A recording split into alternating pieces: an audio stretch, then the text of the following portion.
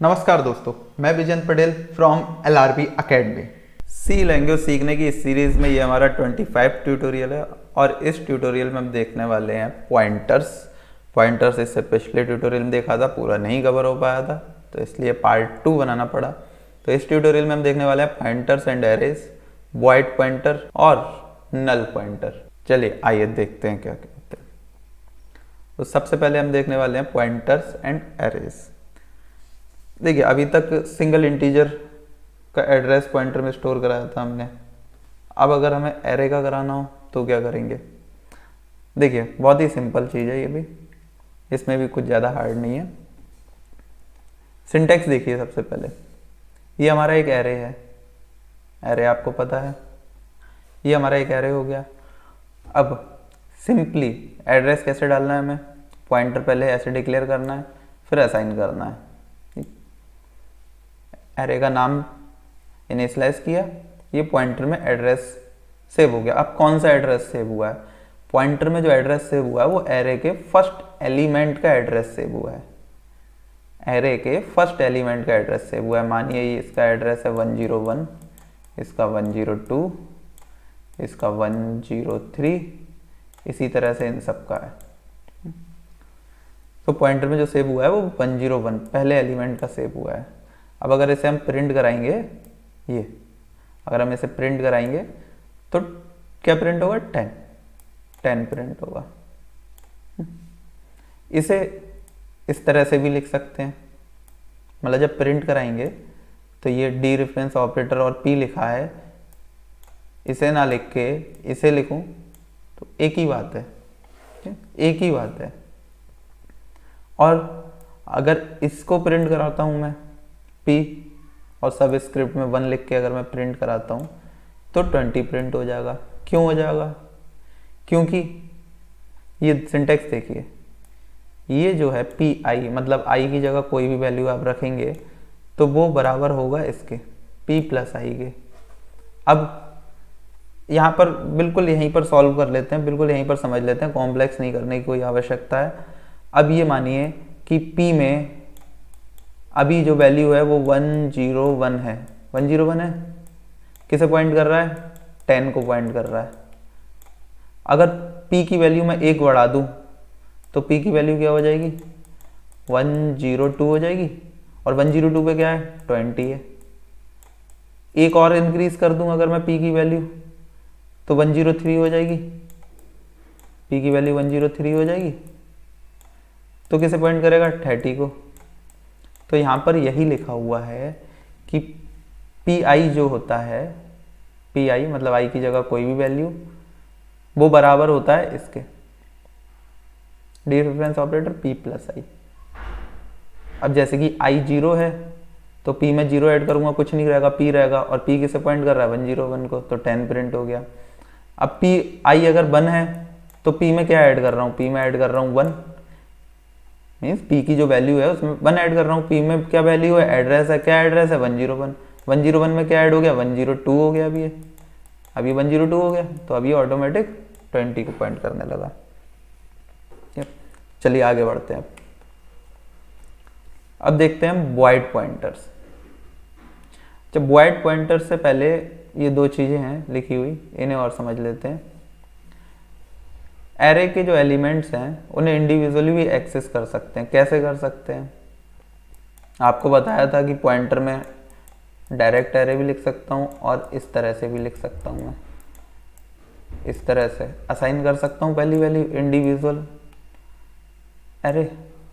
Individual array का element इस तरह से असाइन कर सकता हूँ। मैं एड्रेस ऑफ ऑपरेटर लगाऊँ और वेरिएबल नाम लिखूँ और यहाँ पर इंडेक्स दे दूँ, मान लीजिए पहले इंडेक्स की। अब ये पहले इंडेक्स का एड्रेस डायरेक्ट पहुँच गया, पॉइंटर के पास पहले इंडेक्स का एड्रेस डायरेक्ट पहुँच गया।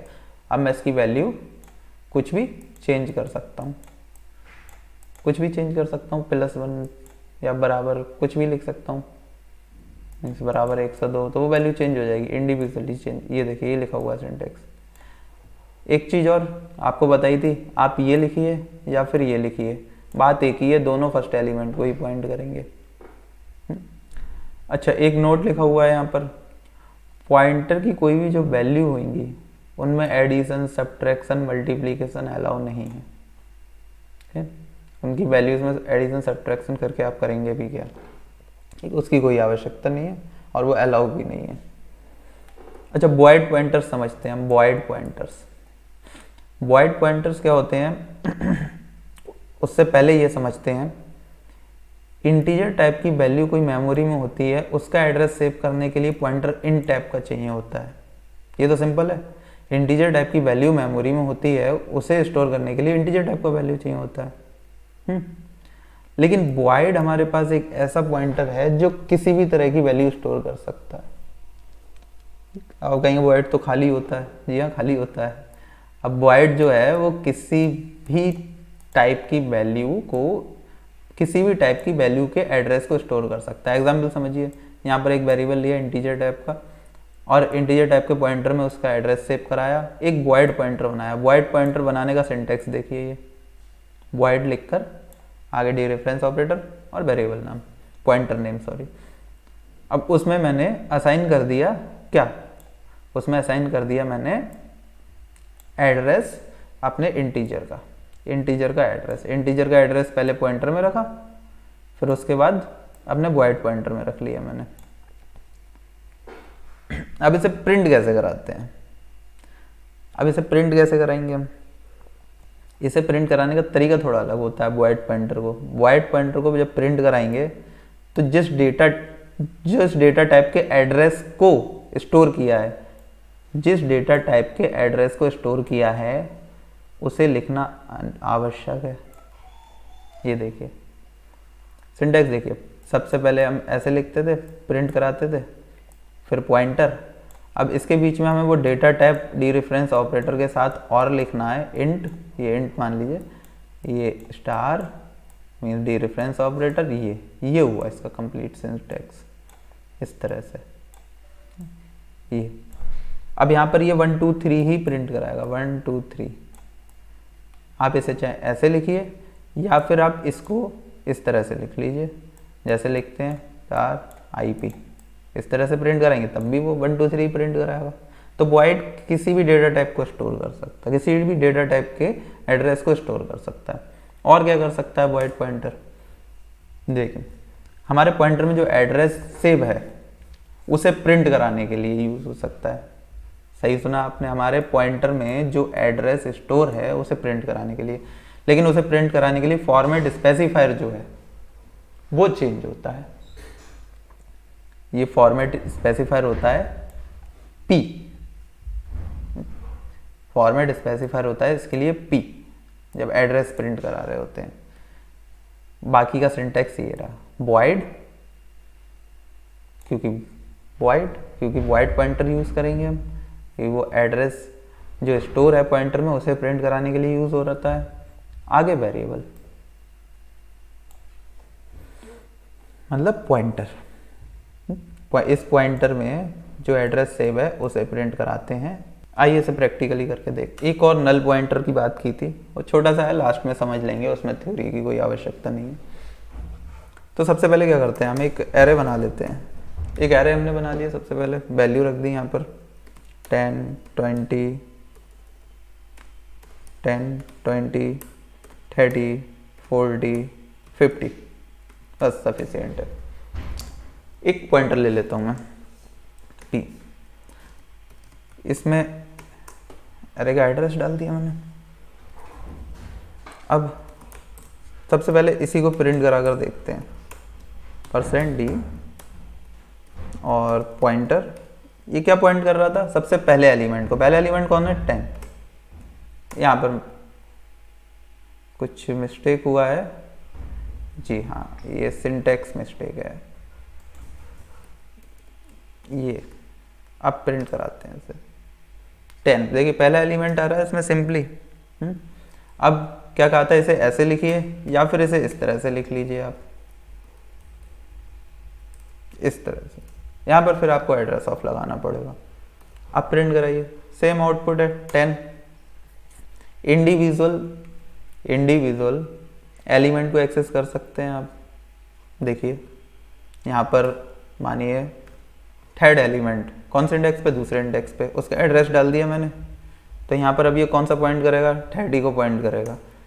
वैल्यू भी चेंज कर सकता हूँ मैं इसकी, कैसे करते हैं आपको पता है। वैल्यू कर दी मैंने 30 की 300, वैल्यू भी चेंज हो गई होगी, प्रिंट करा के देखते हैं, 300 हो गई। इंडिविजुअल एलिमेंट को एक्सेस करके चेंज भी कर सकते हैं। तो आइए यहाँ पर एक चीज़ और करके देखते हैं। मैं लिखने जा रहा हूँ, आप बताइएगा कि अब क्या प्रिंट होगा। आई होप कि आप गैस लगा पा रहे होंगे।